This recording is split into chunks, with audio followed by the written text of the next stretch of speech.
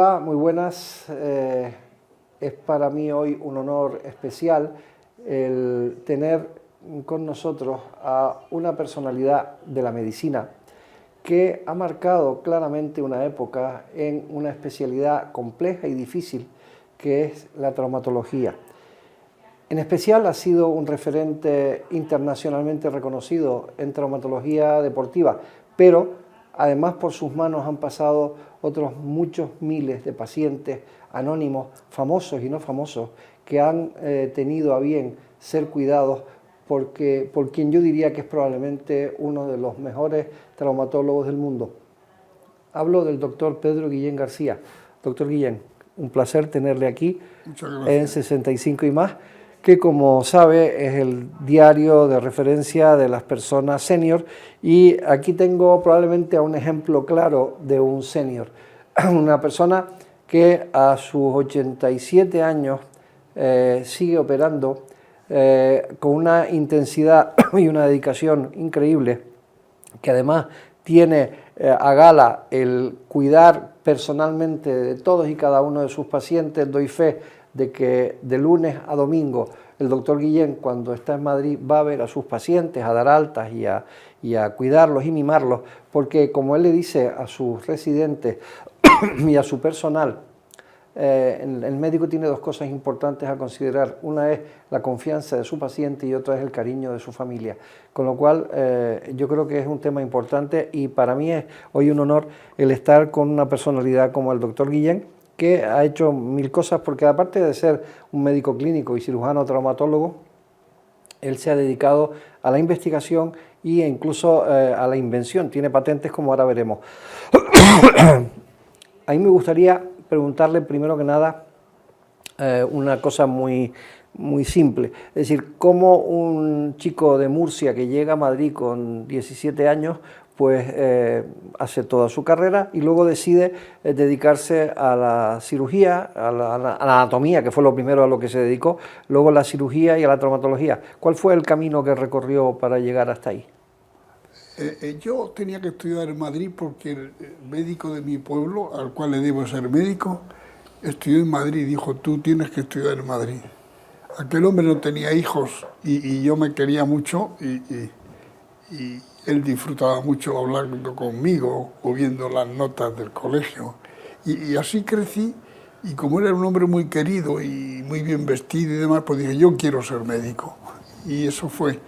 Y entonces, ¿y Madrid por qué? Él me dijo eso. Entonces me vine a Madrid con 17 años, como cualquier otro niño, con unas alforjas llenas de ilusiones y como un pueblerino, ¿verdad? Pero que dedicábamos nuestro esfuerzo a llegar a ser médico. Y la única misión que yo tenía era ser médico.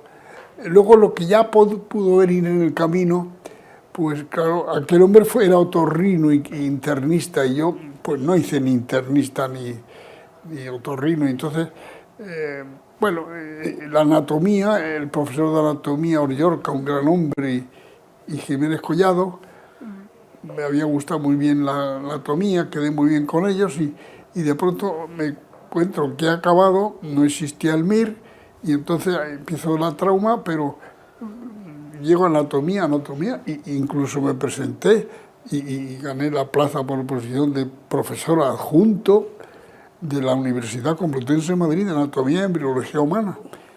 Luego vi ya que el muerto estaba muy muerto, yo quería algo vivo, y me pasé a la trauma. Y es un tándem, fíjate, José Ramón, muy interesante. Yo siempre recomiendo que si tú haces cirugía, la que fuere, haz anatomía, porque la anatomía se basa en el soma nuestro.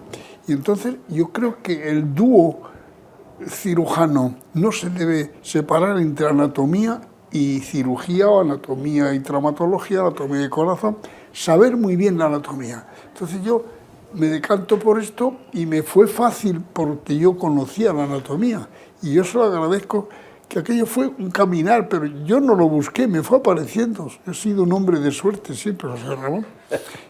Suerte han tenido aquellos que han caído en tus manos. Una pregunta al hilo de eso. Cuando te dedicaste a la traumatología, ¿dónde empiezas a especializarte, entre comillas, en la traumatología deportiva? ¿Por qué aparece el tema de la traumatología deportiva en tu vida? Apareció de forma espontánea porque yo estuve con Palacios Carvajal, a cual le debo mucho y le quería muchísimo, y a los ayudantes de primeros que yo quise mucho, como era Celso de Miguel Rivero o Sánchez Vera y demás, y entonces salió la plaza de un hospital que se inauguraba en Majadahonda, que pertenecía a un hospital de traumatología laboral.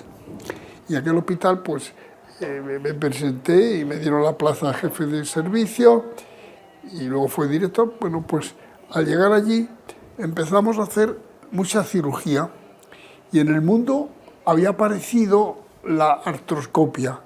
Yo tenía conocimientos de anatomía muy importantes, y entonces yo observé que aquello de la artroscopia podía facilitar mucho, y empezamos a hacer la artroscopia. Y yo quiero que se sepa de una vez que yo a quien le debo más que nadie es a los mineros. Los mineros estaban asegurados todos en la entidad Mafre y tenían, como trabajan en cuclillas o agachados, los meniscos se rompen en una flexoextensión activa. Y tú giras mientras te levantas y giras y engancha el menisco entre el fémur y la tibia y lo rompe. Y entonces a mí me lo enseñaron los mineros, lo digo yo, y apliqué lo que yo sabía de los mineros en el mundo del deporte. Entonces aparece el artroscopio, que aquello acorta el tiempo, y entonces todo club de España aparecen asegurándose a Mafre. Y todos venían allí, y entonces me encuentro con que yo impensadamente, pues los clientes primero allí eran los grandes deportistas de todos los clubes de España. Y porque venían a una patología que se podía resolver con artroscopia sin necesidad de cirugía. Tuvo, como tú sabes, todas las novedades, muchos problemas. Yo te voy a contar una anécdota. Cuando yo daba el curso de rodilla, que empecé en el año 80, y yo tuve que poner un tema que era coste y amortización de la artroscopia.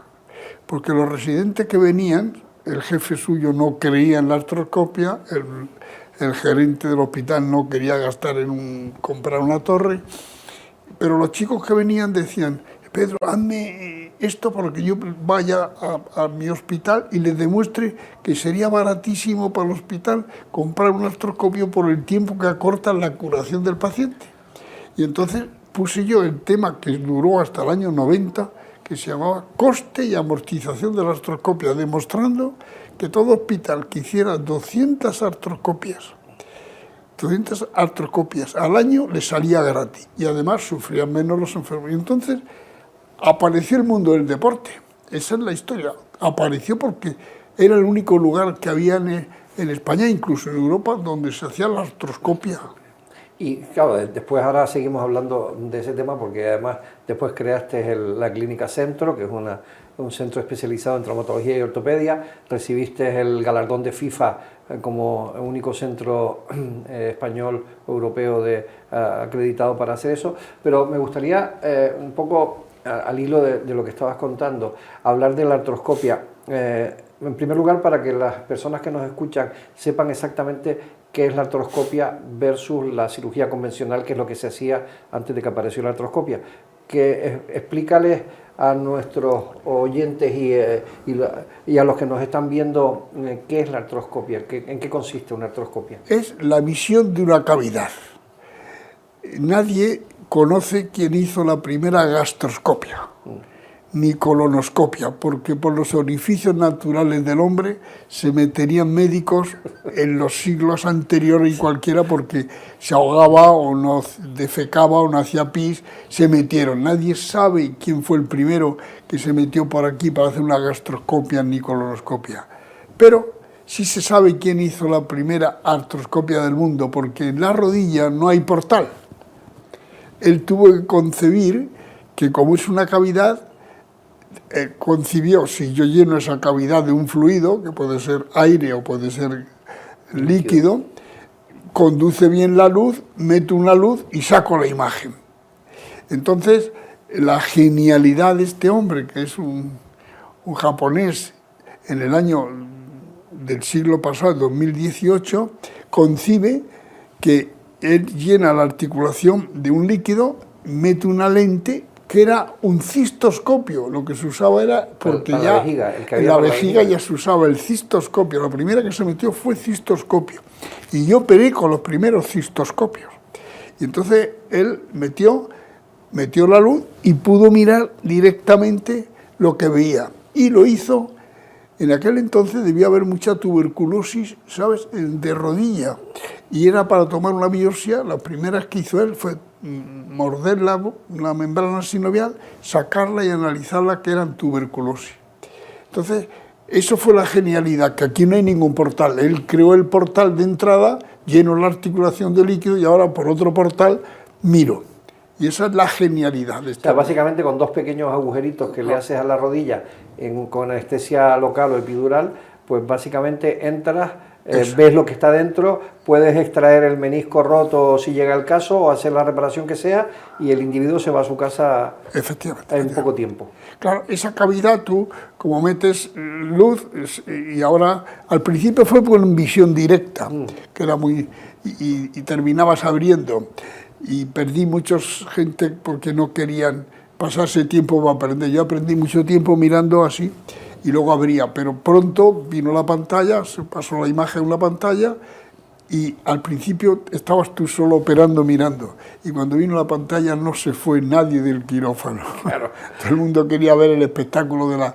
Y veías entonces y cómo metías las pinzas y regulabas o estirpabas o traías. Claro, porque era mucho menos traumático que una intervención quirúrgica que lleva aparejado un montón de protocolos y procedimientos, ¿no? Entonces, como esta fue el catalizador, José Ramón, de la cirugía mínimamente invasiva en el mundo. En el mundo, sí. Y claro, pero fíjate, eso me lleva ahora a una de las razones por las cuales hoy tenemos esta conversación que me parece interesantísima. Y es que tú en tu faceta de inventor has conseguido que eso que tú describiste antes como una torre, que era es un artilugio donde lleva pues toda una serie de aparatos que entre la cámara, el aire, etcétera, etcétera, pues es un aparato grande que además es costoso, no muy costoso, pero es lo bastante costoso como para que no lo pueda tener todo el mundo. Y ahora a ti se te ocurrió que eso se podía hacer en consulta y con una forma aún menos invasiva. Entonces eso lo vas a presentar en el Congreso de Rodilla que vas a celebrar a final de este mes. Y a mí me gustaría que nos anticiparas a las personas que nos están escuchando qué es lo que inventaste ese artroscopio portátil de uso en consulta y cuáles son sus ventajas y cómo está estructurado. La artroscopia, que es la visión de una articulación, o la laparoscopia, la rinoscopia, todo ha sido secundario a la articulación de la rodilla. Entonces, ahora se hacen más de 1 millón en España al año. ¿De artroscopia? Sí, sí, sí. Se hace muchísimo. Es quizá el gol estándar de la tecnología. Entonces, tienes un cable que es un enchufe. Ese cable cruza el campo quirúrgico y es fuente de infecciones. Ese cable de luz fría se rompe con mucha frecuencia, hay que esterilizarlo y demás. Y entonces yo dependía de cables y demás, y entonces concebí la idea de, si alguno de ustedes me escucha, su nieto no tiene teléfono fijo en su casa, no tiene más que el móvil, ya no tiene cables. Usted y yo tenemos porque somos menos jóvenes. Y entonces pues había que inventar algo que no necesitara desechar los cables, yo no tener que depender de esto, igual que en mi teléfono, pues no tienes que depender de ningún cable. Y entonces ideamos el artroscopio sin cables, que es una fuente de luz y una cámara que es capaz de conducir incrustada la imagen a una pantalla, y luego la luz es una pila minísima, muy pequeña, metida, y entonces ahora mismo se convierte en un aparatito pequeño que pesa 200 gramos y que se esteriliza muy fácilmente, y que todo el aparato puede pesar todo lo que vas a hacer en una artroscopia, no llegar a 3 kilos, y luego tener una torre de artroscopia enorme. Entonces eso había que llegar y liberarlo, si no yo sería otro, porque se ha liberado tu teléfono y llevas el teléfono móvil, no llevas el cable, ¿no? El mundo de hoy ya no se concibe con cables. Y luego esto, la gran ventaja, se podrá hacer en una primera línea de guerra, se podrá hacer un establo por los veterinarios, y entonces, en fin, se ha hecho sencillo algo muy complejo y que se puede hacer. Si tú eres un buen técnico, yo lo he sacado a la consulta con una finalidad de sacar horas de quirófano. Es decir, yo no quiero que se haga una artroscopia en quirófano porque ocupa horas de quirófano y hay listas de espera. Y mi idea es sacar la artroscopia a aquellos enfermos que tienen una patología determinada y que son idóneos, que no pueden... Claro, no puede ser para todos. Eso es. Pero, por ejemplo, hemos hecho un estudio de 2.000 artroscopias hechas en nuestra casa, y de las 2.000, el 40% debía haberse hecho en una sala pequeña, porque el paciente era idóneo y porque la patología era idónea. Y si yo hubiera sido así, yo hubiera sacado, si eran 2.000, el 40%, 800. Si es una hora la cirugía, pues sería 800 horas que yo le quito al quirófano y que pueden entrar otras patologías mayores. De ahí que esto debe aligerar en el mundo las listas de espera. Claro, eso es lo que deberían conocer algunos de nuestros próceres políticos que hacen cálculos a veces sobre ese tipo de cosas, porque evidentemente este tipo de innovaciones además tiene una ventaja, por lo que me has ido contando, que es que abarata de una forma significativa el coste frente a la artroscopia convencional, que necesita un aparataje mucho más complejo. Y claro, yo pienso en algunos de los lugares del mundo donde existen menos medios, o sea, donde estamos ante situaciones de hospitales de campaña casi. Evidentemente un aparato de ese estilo, que prácticamente puede ir en una maleta, pues realmente podría ayudar a resolver problemas importantes de ese estilo, ¿no? Y que tú puedes operar en un sitio sin corriente, si no lo necesitas. Claro. Claro, en la selva o en cualquier sitio, y se carga igual que mi teléfono, se carga en un cargador igual. Y bueno, eso va a simplificar, pero los cables van a desaparecer en casi todo, como ahora mismo tú llevas el teléfono y llevas también las radios. Si es que el mundo no se puede parar, se avanza. No todo lo nuevo es bueno, pero todo lo que triunfa alguna vez fue nuevo. Sí. Y esto se impone en el mundo, porque los cables tienen que desaparecer, porque se necesita una transmisión más fácil y más cómoda, y luego mucho más barato, es que va a ser 8 veces más barato que el otro, y el otro es un artilugio enorme con una muy grande personal detrás de él. Claro. Sin embargo, esto no lleva nada, más que eres tú el que lo hace. El médico que lo hace ya está. Eso es. Es decir, pero yo creo que alguien llegaría a hacer desaparecer los cables. Bueno, pues has sido tú, y por tanto ya eso lo vas a presentar en este curso del que hablamos, que es el curso de rodilla, y ese curso que ya lleva, ¿cuántas ediciones? 24 ediciones. Y 27 en el otro hospital. Pues, sí. O sea, que ya llevas un montón de años enseñando cada año a personas a especialistas en traumatología sobre la patología de la rodilla, y además traes algunos invitados de primer nivel. Sí. Y cuéntanos un poco más sobre lo que en este curso concreto, qué es lo que se va a contar, aparte de presentar este artroscopio portátil, qué avances hay en el mundo de la rodilla y en la artrosis, que además, ahora quería hablar un poquito de artrosis porque además es uno de tus caballos de batalla. La artrosis es la enfermedad del siglo, con lo cual además la más frecuente patología que hay en el ser humano, ¿no? Entonces, con lo cual cuéntanos un poco lo que vas a contar en el curso, sí, y tus investigaciones sobre la artrosis, que yo creo que es un tema que de verdad cuando veo y estoy con este señor, que aprendo además cada día que estoy con él, ves a alguien que con esta edad sigue dedicando todas sus tardes a pasarlas en el laboratorio haciendo pruebas y experimentos de algo que nos contará, a mí me motiva enormemente. Entonces quiero que le oigan directamente a él contar cuáles son lo que es la artrosis, cuáles son lo que tiene detrás la artrosis, lo que tú vas a contar en el curso y tus investigaciones al respecto. La primera parte del curso siempre son generalidades, es decir, que el médico, que en España hay excelentes artroscopistas, excelentes. El MIR es un adorno, ya gustaría a las demás carreras tener un MIR, sí, ya gustaría. Para mí son chicos muy espabilados, si no pueden estudiar o sacan muy buenas notas. Hay que proteger mucho al médico, no porque yo sea médico, son gente muy despierta, con valores grandes, y que, bueno, pero el artroscopista aquí es muy bueno. Y aquí hacemos un primer día, que es el jueves 23, de generalidades, que es cómo se lesiona la rodilla, cómo se forma la rodilla, cómo debe llegar. Fíjate, yo hablo de ciencia meniscal. Y dices tú, ¿qué es ciencia meniscal? Pues la ciencia meniscal es que tú, en un hombre que tiene una patología de menisco, empieces haciendo una buena anamnesis, preguntándole bien, ¿lo puedes conducir? Hay quien dijo que conducir a un enfermo en su patología tiene el 70% en el bolsillo. Y te queda poco para la exploración, que le añades. Y luego le añades un poco que son los medios auxiliares diagnósticos, que puede ser una radiografía, un análisis, una resonancia. Entonces, con esas tres cosas, si tú le haces una buena cirugía, si le haces bien el acto quirúrgico, si la patología es pequeña, tú llegas a tener éxito. Y el éxito es que yo he hecho una ciencia meniscal que va desde preguntarle cómo hasta la rehabilitación. Y esos pasos que tú llevas te lleva al éxito. Y la segunda parte, hablamos de la cirugía robótica. Hoy la cirugía robótica no hay quien lo detenga.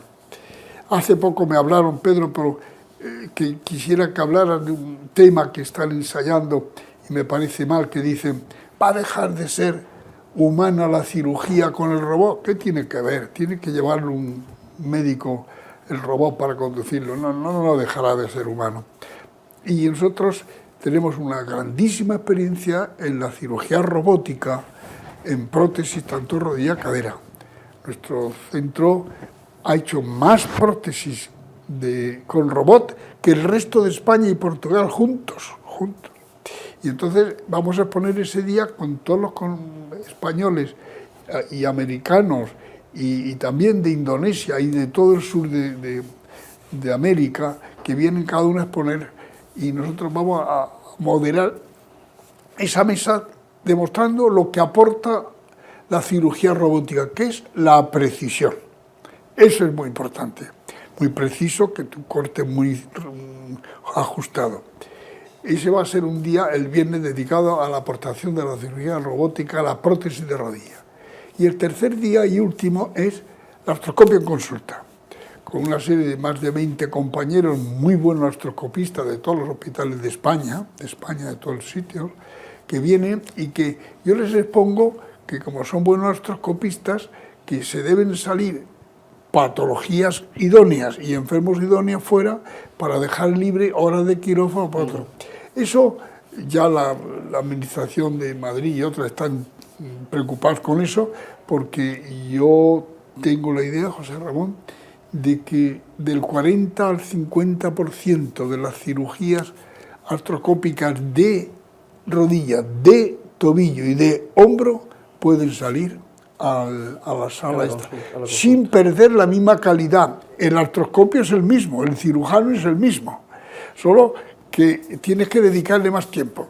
El cirujano que opera hoy sin esto llega y dice al quirófano 5 que me pase un enfermo, y le pasan el enfermo, el anestesista lo anestesia o le hace una epidural, el auxiliar le pone el torniquete y él llega a mantel y mesa.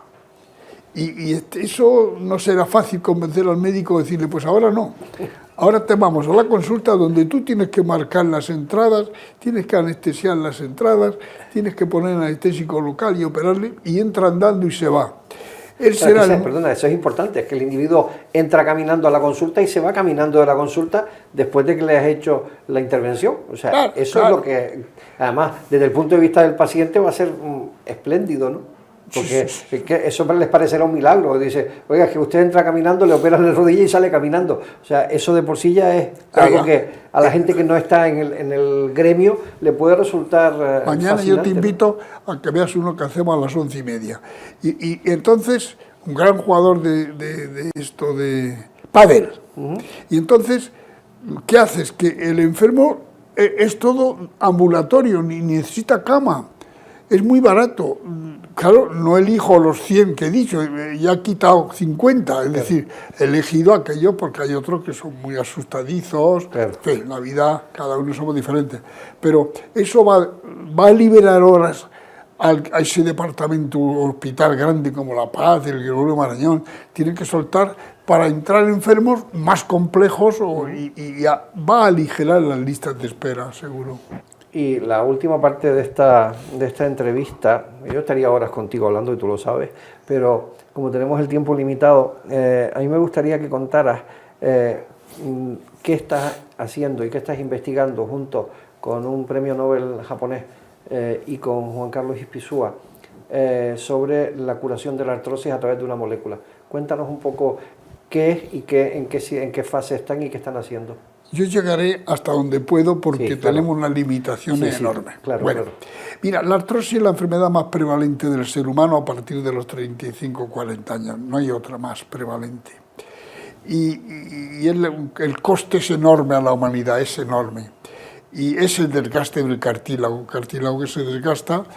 Y hoy más, ¿sabes? Porque hoy la gente cree que el ejercicio es un medicamento. Y yo hace poco un gran amigo mío, jugador y que se ha retirado, Pedro tal, tienes que hacer ejercicio y tal, me dijo y dije, yo te he dicho a ti que leas. Se quedó muy riéndose porque es amigo mío. Bueno, quiere decir, como si hoy fuera el ejercicio un medicamento, como sabéis, se hace mucho. Entonces las lesiones del aparato locomotor son muy frecuentes, muy frecuentes. Entonces, ya aquello de que tenía un reuma, ya se ha visto que no, que era un menisco roto y que lo puede resolver. Así que esa artrosis es para mí la caballo de batalla. Y años llevamos luchando en esto. Y este grupo de investigación, amparándose en el trabajo de Yamanaka, que es traumatólogo premio Nobel el año 12, él logra que una célula adulta la vuelve embrionaria, aplicando una molécula y le valió el premio Nobel. Él nació en Japón, en Tokio, estudió en Kobe, traumatología y se hizo especialista y luego se viene a Estados Unidos. Miren ustedes, cuando tú quieres investigar o hacer cosas, tienes que ir a Estados Unidos. Los demás sitios no aportan dinero para la investigación, hacen números de fuerza. Al carro de la investigación española le falta la rueda de la financiación. Es verdad. Y eso es un drama brutal. Y entonces, con este grupo empezamos esta afición, contacté con ellos hay ahora, amén de él, hay 3 premios Nobel más, son 4 premios Nobel ahora mismo, trabajando en la aplicación de esta molécula, pero ya José Ramón se ha variado tanto que la molécula es otra historia ya casi. Y entonces está publicado el trabajo primero en la revista Nature y otro en Cell, que demostramos que la aplicación de esta molécula en un ratón, que le habíamos quitado el menisco y el ligamento cruzado anterior y que desarrolla una artrosis en 3 meses porque el ratón vive muy poco, entonces le hemos aplicado la molécula y se ha rejuvenecido el cartílago. Que yo creo muchos eran animales con progeria viejos, hermanos de camada. En España, concretamente un gran sabio español, López Otín, que tiene Oviedo, un sitio excelente exactamente, llevamos animales de estos, hermanos de camada viejos, y a uno se le aplicó y a otro no se le puso, y se rejuveneció, tanto que se hicieron estudios histológicos de riñón, pulmón, músculo, y este es un ratón joven y este un ratón viejo, y los dos eran hermanos de camada, lo cual quería decir que se había rejuvenecido. Y amparándose en eso, pues empezamos. Se quiso hacer en otras cosas y luego nosotros indicamos, mira, yo creo que había que hacerlo en el cartílago y os voy a convencer. Primero, porque es más prevalente la enfermedad del cartílago que la renal o la cardíaca. Y lo segundo, porque el cartílago solo tiene una célula y entonces tú modular la vida celular de una es más fácil que, por ejemplo, el riñón que tiene 22 células, tenías que actuar sobre otro tipo y distintos linajes. Entonces se aceptó y se ha aceptado ya hacer a ese linaje, hacerle retroceder. Y entonces ya la aplicación es una sustancia introducida intraarticularmente que tiene apetencia especial por el tejido cartílago y lo infecta, la palabra se usa así, infecta, es decir, lo estimula a producir matriz extracelular, es decir, tejido cartilaginoso bueno. Y eso es... Y regenera la articulación y por tanto la artrosis podría llegar a desaparecer. La que ya... Eso es buena pregunta. Lo que pasa es que yo me preocupa cuando las cosas se hacen... Mira, sí, pero si tú no tienes cartílago ninguno, no te va a hacer nada, porque necesitas tener una célula cartilaginosa. Claro, es decir, que crezca, claro. Eso, de cero, claro. no, claro. Aquí hay limitaciones. Pero sí. Pero, José Ramón, esto va a ser un camino aquí, pero a los demás tejidos le llega. He dicho a los demás, incluso a la neurona, no lo dudes. Yo no sé si voy a ver yo o tú quieres, pero quiero decirte, pero no dudes de que llega. Es decir, la célula es un medicamento, la célula es una oportunidad terapéutica y se ha dañado y eso tienes que reconducirla. Verás, yo siempre comento, en el siglo pasado el diabético, tú recuerdas que era un problemón enorme. Sí. Con sus problemas de arteriopatía de piernas y de ojos.